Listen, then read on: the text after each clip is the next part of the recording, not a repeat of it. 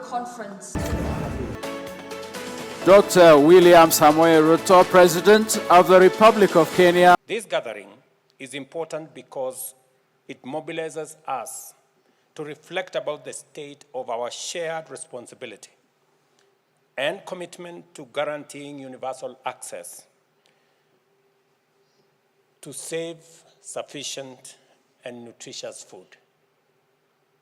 The 2024 State of Food Security and Nutrition in the World Report states that in 2023, last year, 730 million people in the world faced hunger.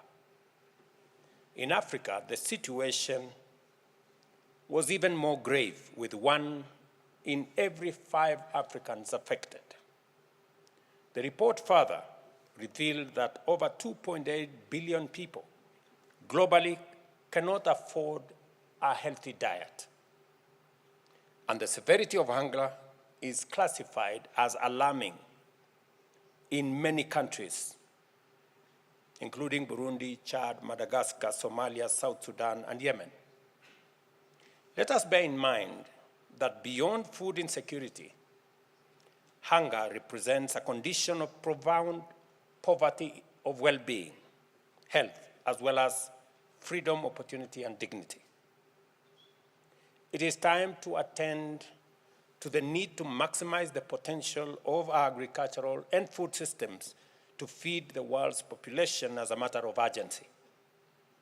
One fact stands out on the scope of work that must be undertaken. 1/3 of all food produced for humanity's consumption is lost or wasted, particularly at the post-harvest phase.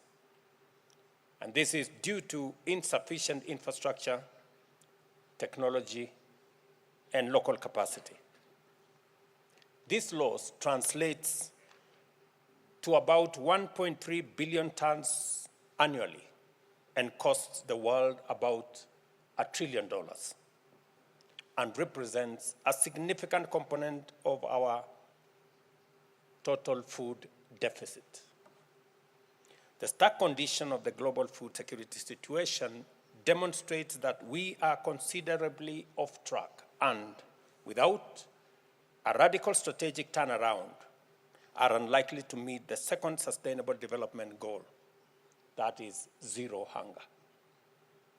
The only way out of this tragic failure requires us to undertake bold and ambitious collective actions in tackling the root causes of hunger. We must develop agricultural communities and systems that meet the unique needs of our diverse requirements. We must invest aggressively to expand sustainable production in all value chains that constitute our food systems and prioritize strategies aimed at building resilient food systems. In Kenya, agriculture remains a vital foundation of our economic growth and development.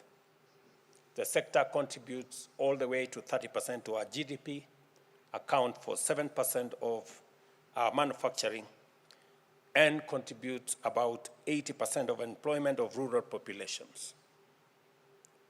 The National Long-Term Economic Development Blueprint, our Vision 2030, recognizes the significant enhancement of agricultural productivity and agro-based industrialization to be critical drivers of sustainable growth. The work of actualizing this ambition is underway through initiatives that support farmers to access high quality and appropriate inputs. We have been able to increase productivity for 2 successive years. Just in the last 2 years, we have registered about 5.6 million farmers. And through an e-voucher system, we are distributing fertilizer, making it much more transparent, much more efficient, and much more targeted. And we have seen results of making sure that farmers have access to the correct inputs and correct seeds and appropriate quantities of fertilizers. Further, crops and livestock insurance programs are showing promising results by enabling farmers to stay productive in the face of risk and uncertainty, especially on matters climate. Additionally, the government doubled investment in our homegrown school feeding program to US $30 million in 2023, enhancing its capacity to provide school meals and keep vulnerable children in school, and at the same time support local food systems in the communities around our schools. It is now well known globally.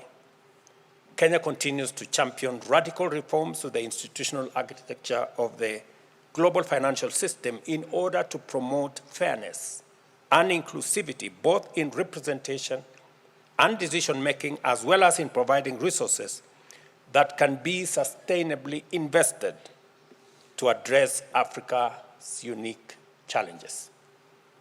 The flagship outcome of the inaugural Africa Climate Summit and the Nairobi Declaration called for international support in addressing the links between low climate resilience and our country's sovereign debt burden, and the need for a global financial system that empowers economies to pursue inclusive economic transformation and climate action simultaneously.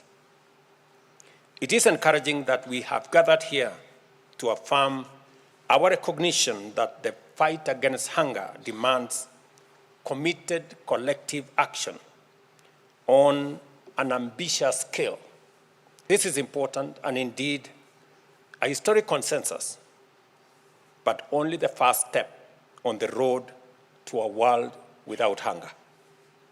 Our journey will require boldness and collaboration, and that's why I commend international organizations like UNIDO and FAO for their instrumental roles in fostering sustainable food systems and in promoting greater awareness among different stakeholders. It is time for us to deploy the power of our partnerships beyond policymaking to securing substantial commitment in pursuit of tangible actions, like we have seen in Ethiopia. It hasn't happened by chance. It is deliberate, it is intentional, it is well thought out. Expanding irrigation systems to support our agricultural productivity, especially in the context of unpredictable weather,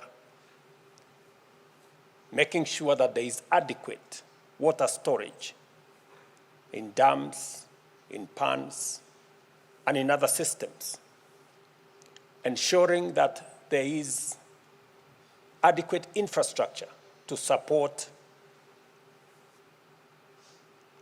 post-harvest management of produce,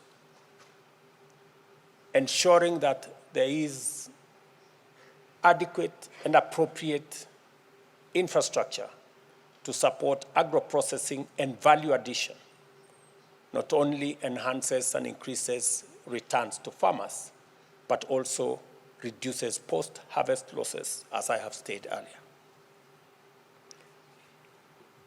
On our idealistic aspiration, it must be anchored on clearly defined, measurable goals and complemented by a determination to track the progress of implementation in order to usher all our brothers and sisters and children to a world where no one goes hungry.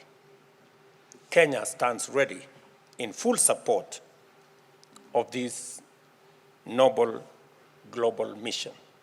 And I want to thank Prime Minister Abiy for convening us, and also to thank the African Union for being a partner to this very important endeavor as we seek, as a continent, to provide solutions for the challenges that face our continent, because indeed we can. And a world without hunger is surely possible.